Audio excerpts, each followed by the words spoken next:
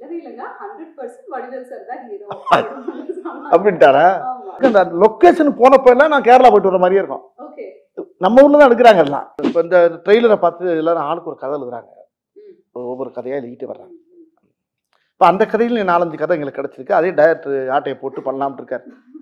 ரொம்ப அதை நிறையா உள்வாங்கும் போது இந்த கதை இன்னைக்கு சமுதாயத்துக்கு தேவைப்படுது. இது என்ன பார்ப்பேன், என்ன பேசுறாங்க, பேசாம வீட்டுக்கு அனுப்பிடலாங்கிறாங்களா, என்ன பேசி 3 பேரும் மலையாளத்தை பேசிட்டே இருப்பாங்க. வணக்கம் சார். வணக்கம். எப்படி இருக்கீங்க? நல்லா இருக்கேன்ப்பா, நல்லா இருக்கு. ரொம்ப சந்தோஷமா இருக்கு உங்களை பார்த்ததும் இன்டர்வியூ பண்றதும். பட் அதுக்கு மேல ரொம்ப இமோஷனலா இருக்கு அப்படின்னு தான் வந்து சொல்லணும் சார். ஏன் அப்படின்னா என்னோட வாழ்க்கையில ஒவ்வொரு நாளுமே உங்களை கடந்து போகவே போகாது. ஏன்னு கேளுங்க. ஏன் அப்படின்னா ஏதாவது ரொம்ப கஷ்டம் இருங்க, ஏன்னு கேட்டுக்கிறேன். ஏன் அப்படின்னா ஏதாவது ரொம்ப கஷ்டமா இருந்தாலும் ஃபர்ஸ்ட் எடுத்து உங்களோட காமெடி சீன்ஸ் பார்ப்பேன். மனசு அப்படியே கொஞ்சம் இதமா வந்துட்டு இருக்கு. போன் எடுத்து யாருக்கிட்டையும் சேட் பண்ணாலும் நாங்க யூஸ் பண்ற ஜிப் ஸ்டிக்கரும் உங்களோடது தான்.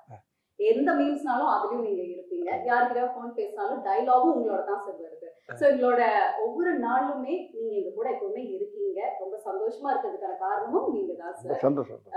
எனக்கு மட்டும் கிடையாது, நிறைய பேருக்கு இந்த மாதிரி வந்துட்டு இருக்கும். ஆமால பாருங்க, எல்லாருக்குமே அப்படிதான் இருக்கு. அதுக்கு ரொம்ப ரொம்ப பெரிய நன்றிகள். Thank you dear. ஓகே. சோ இப்போ வந்துட்டு மாரிசன் படத்துக்காக நிறைய விஷயங்கள் நம்ம வந்து உங்ககிட்ட பேச போறோம் sir. First of all trailer வந்து பார்த்தேன். இது வரைக்குமே வடிவேல் சார் பார்க்காத ஒரு சாயல்ல வந்துட்டு நீங்க நடிச்சிருக்கீங்க. ரொம்ப சீரியஸான, ரொம்ப இன்டென்ஸான ஒரு ரோல் வந்து பண்ணியிருக்கீங்க. இந்த படத்தை நீங்க சூஸ் பண்றதுக்கான காரணம் என்ன?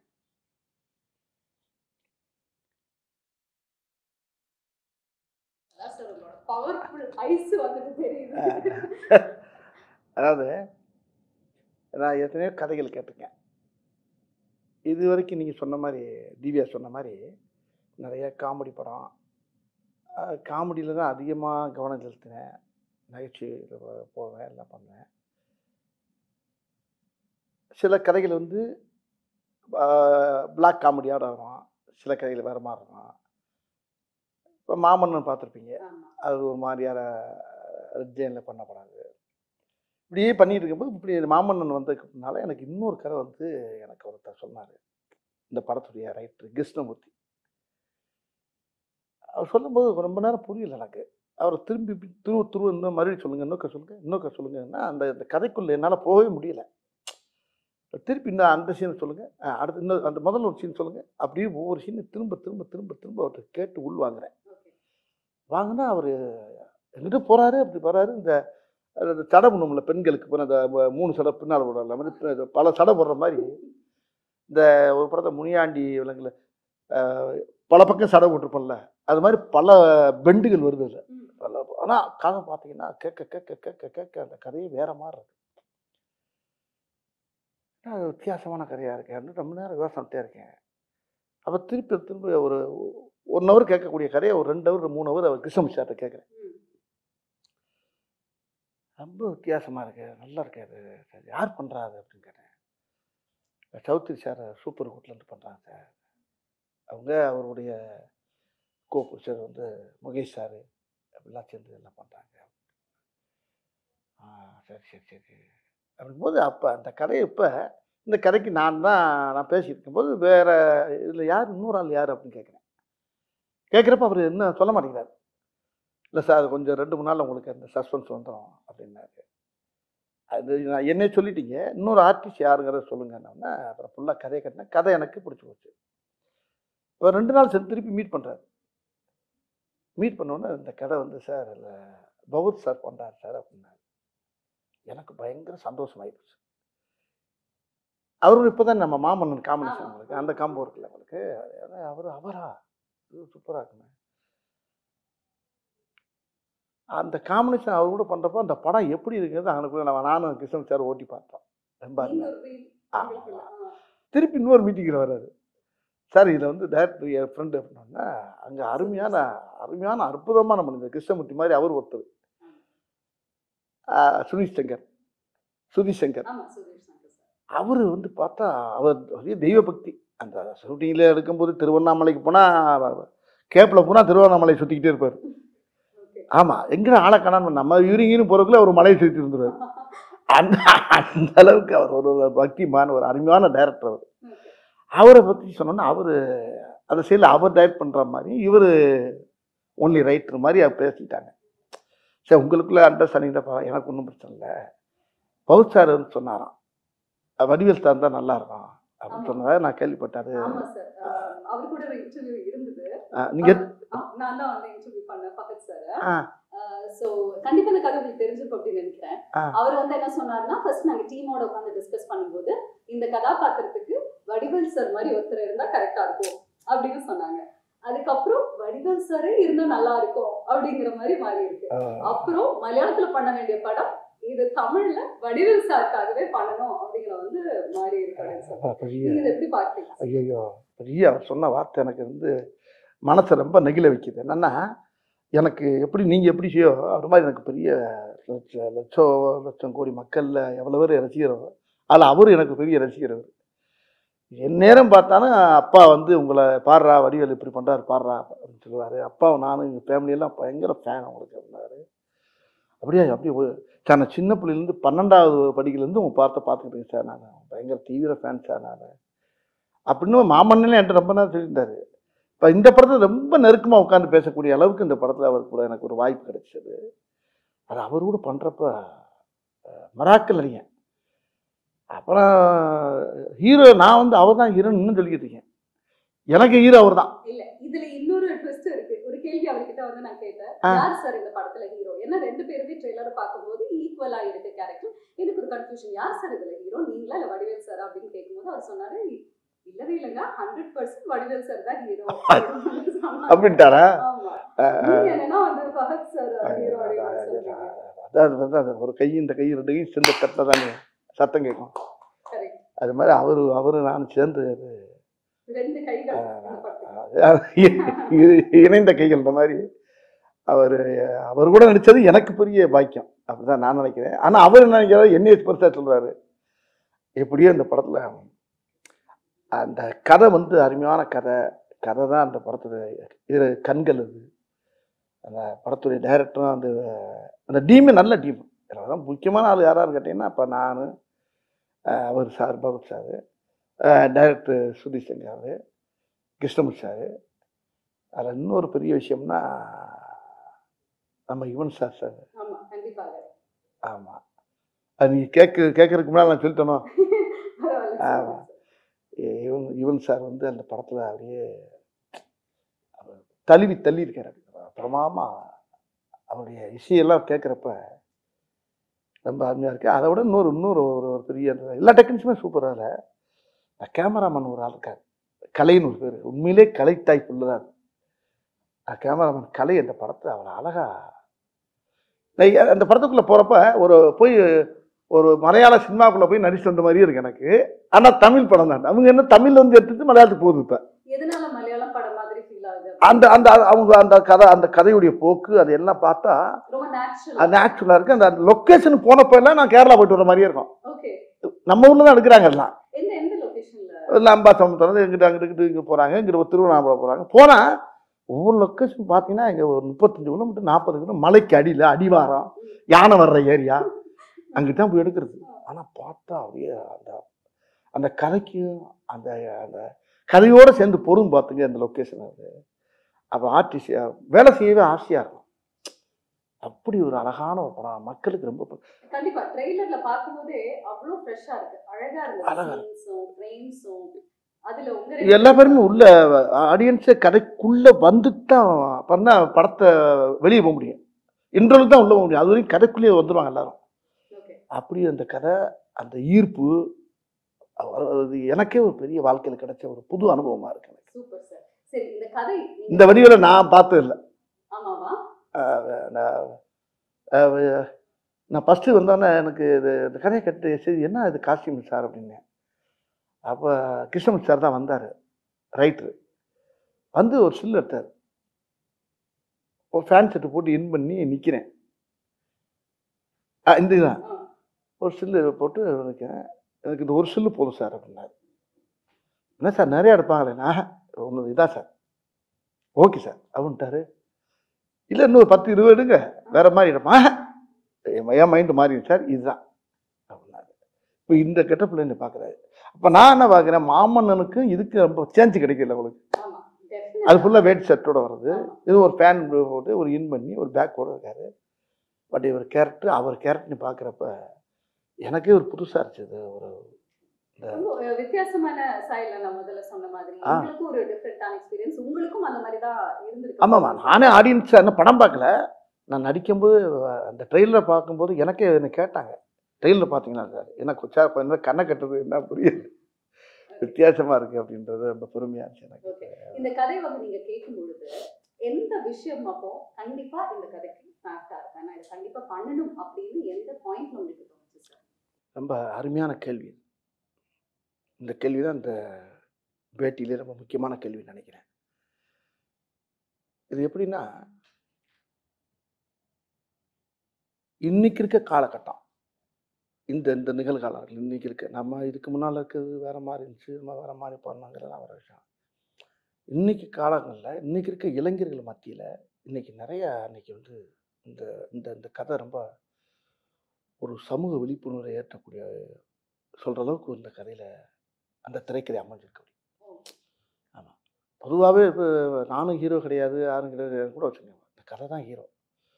அவ்வளோ அற்புதமான விஷயத்த டைரக்டரும் கதாசிரியர் இந்த படத்தை ரொம்ப அருமையாக இயக்கியிருக்காங்க.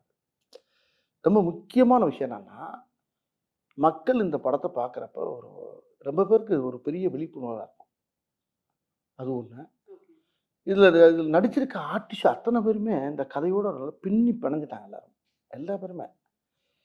இதில் பவுட் சார் கிடைச்சது வந்து இந்த படத்துக்கு அது இன்னும் மெருகேற்றி இருக்கு. அதுதான் இன்னொன்று அந்த இப்போ இந்த ட்ரெய்லரை பார்த்து எல்லாரும் ஆளுக்கு ஒரு கதை எழுதுறாங்க, ஒவ்வொரு கதையாக எழுதிட்டு வர்றாங்க. இப்போ அந்த கதையில் 4-5 கதை எங்களுக்கு கிடச்சிருக்கு. அதே டைரக்டர் ஆட்டையை போட்டு பண்ணலாம்னு இருக்காரு. ஆமாம், இல்லை அவங்க சொன்னது அது புதுசாக இருக்கு, அது ரொம்ப இன்ட்ரெஸ்டிங்காக இருக்கு. ட்ரெய்லரை வச்சு அவங்க ஒரு கதை சொல்லிட்டு இருக்காங்க, இது நல்லா இருக்கே, இது அது இது அதோட இது ஒரு ஒவ்வொன்றும் ஒரு மாதிரியா இருக்கு. ஆனால் அந்த கதையில் இருக்கிற விஷயங்கள் வந்து மக்களுக்கு ரொம்ப படமாக நீங்கள் பார்க்குறப்ப அந்த ஆடியன்ஸ் எந்திரிச்சு கை தட்டுற அளவுக்கு ஒரு படம் அந்த இயக்கியிருக்காங்க. ஆமாம் ஆமாம், பொறுத்து வந்து பார்க்கணும். நீங்க இந்த படத்துல நடிச்ச நடிகர்கள் பத்தி சொன்னீங்க, முக்கியமா நம்ம கோவை சரளமாவும் வந்து நடிச்சிருக்காங்க. உங்களோட காம்பினேஷன் பல வருடங்கள் கழிச்சு ஸ்கிரீன்ல பார்க்குறேன். அவங்க கூட சேர்ந்து இல்லைனாலுமே இந்த படத்துல அவங்க ஒரு வித்தியாசமான கேரக்டர் அவங்க பண்ணியிருக்காங்க.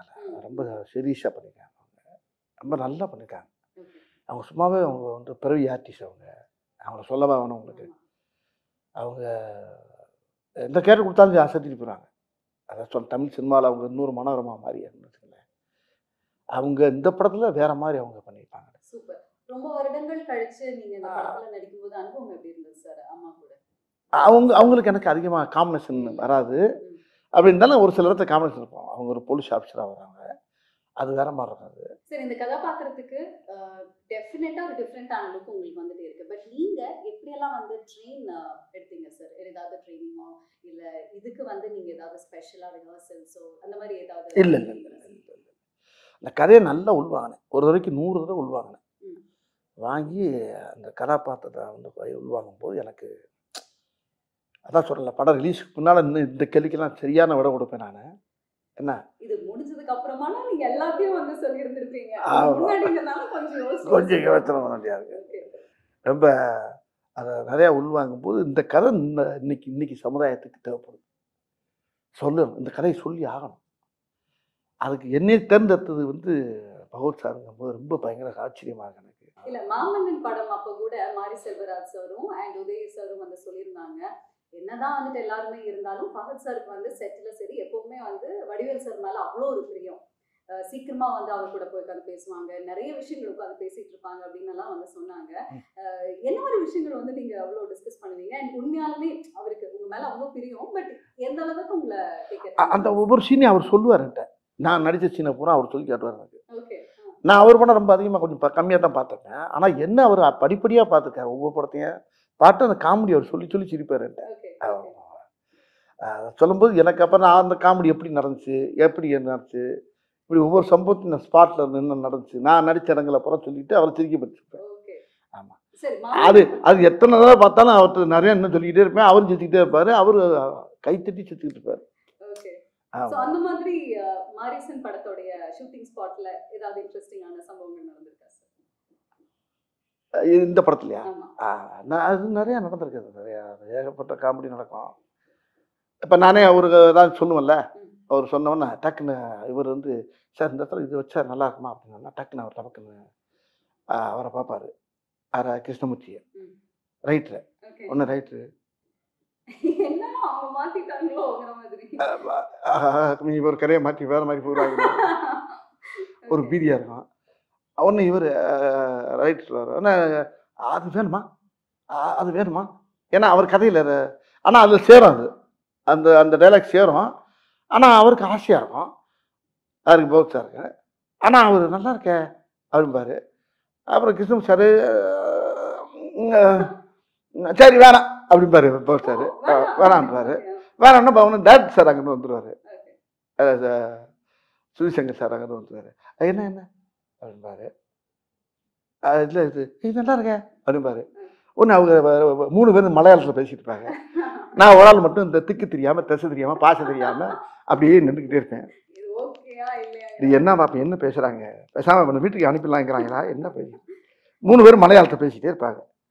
நான் அதான் சொல்லல, தினம் மலையாள ஷூட்டிங் போயிட்டு வந்த மாதிரியே இருக்கும். ஆமாம். அப்புறம் அவங்க எவரையும் வச்சு கிருஷ்ணன் சார் பதறுவார். சார் வேணாம் சார், தெரியாமல் கேட்டு தொலைங்க, விட்டு தொலைங்க அப்படி. இல்லை சார் ஓகே சார் அப்படின்பாரு. இல்ல ஃபஹத் சார் ஒரு விஷயம் வந்து சொன்னாரு. சீரியஸான ஒரு சீன் நாங்க நினைச்சிட்டு வருவோம். ஆனா வடிவேல் சார் உடனே பின்னாடி வந்துட்டு அதே சீனை அவர் ஒரு காமெடியான ஒரு வேலை அப்படி சிலது வைக்கப்பட்டது இருக்கு, வேணான்னு சொன்னது இருக்கு.